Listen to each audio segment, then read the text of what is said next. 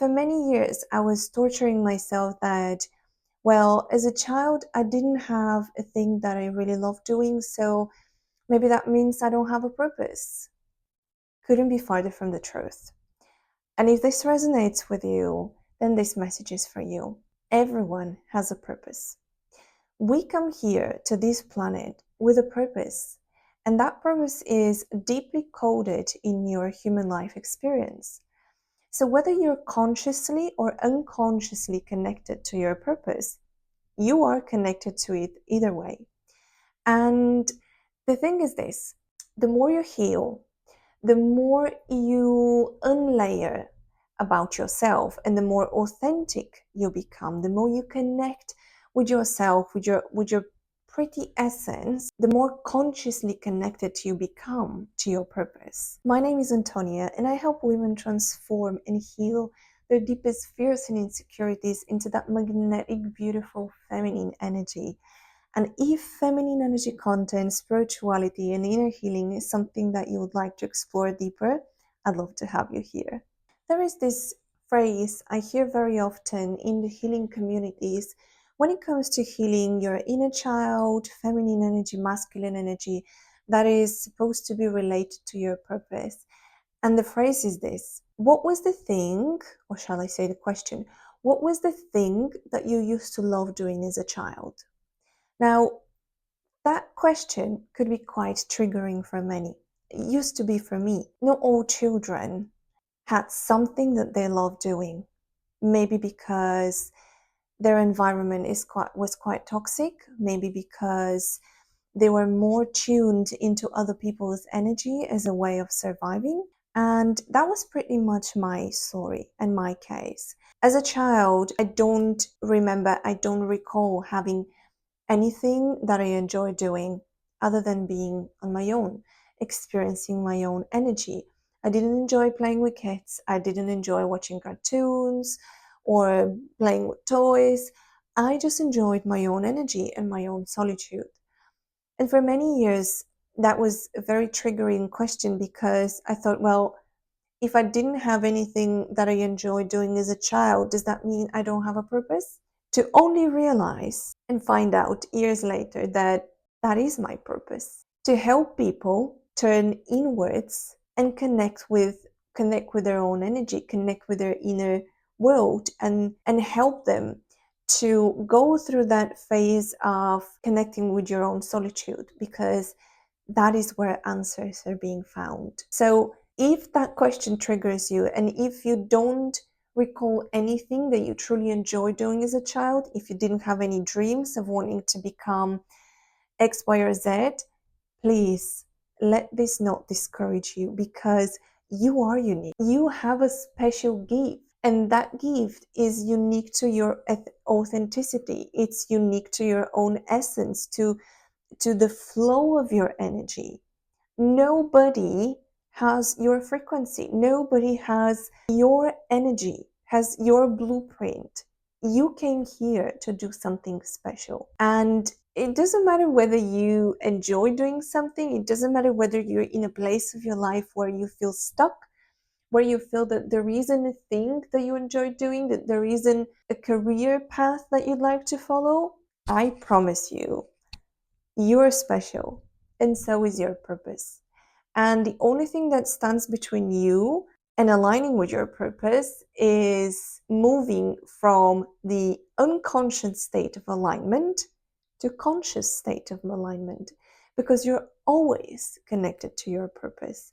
And if you look back at your life experience, at your human experience, your journey, your trajectory, you will see that every experience you've had, every relationship you've had, anything that you've experienced that has brought you to this video is showing your purpose. Of course, there are different factors that can tune you into awakening to your purpose. And one of them is developing self-awareness. The more self-aware you are, the more awakened you are to why you're going through what you're going, and what each experience you go through means to you, the more you're able to see things from a higher level.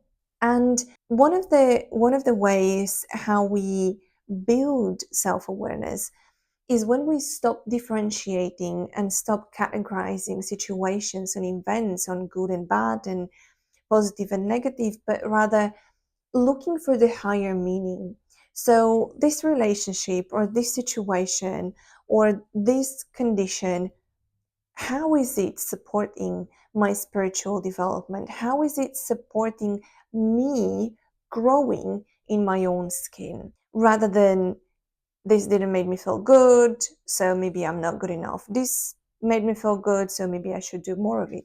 Because remember, we attract things based on the energy frequency we operate on. So when you feel good about something, it doesn't necessarily mean that this is what you should be doing for the rest of your life. It just means that this is here to show you an aspect of yourself. And so the more conscious you are about why you're experiencing what you're experiencing, the more awakened you become to the depth of your purpose and to the depth of your experiences, because you're able to connect with them on a much deeper level. So let's talk about how do we move from an unconscious state of alignment to purpose to a conscious state of alignment to our purpose. Well, it's quite simple. And it's this: it's how you think, how you feel, and it's how you feel what you do. So if there is discrepancy between these three, then you're unconsciously aligned to your purpose. Whereas if your thoughts, emotions, and actions are in perfect alignment, then you're already quite consciously connected to your purpose. And you already know that. So, to sum up, you are always connected to your purpose, whether consciously or unconsciously.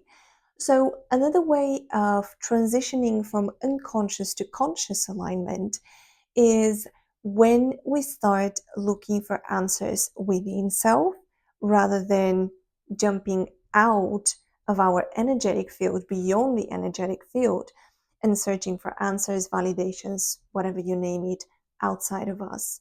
And I'll give you a personal example. So, before I connected with myself on a conscious level, I I was into law of attraction, just like many of us back in 2015, 14. Anyways, and I was asking the universe for a particular sign, and that sign was representing whether something was meant for me.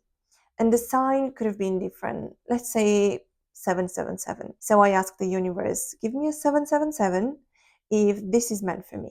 And guess what? Throughout the day, I'll be checking car plates. I'll be checking numbers. I'll be checking everything.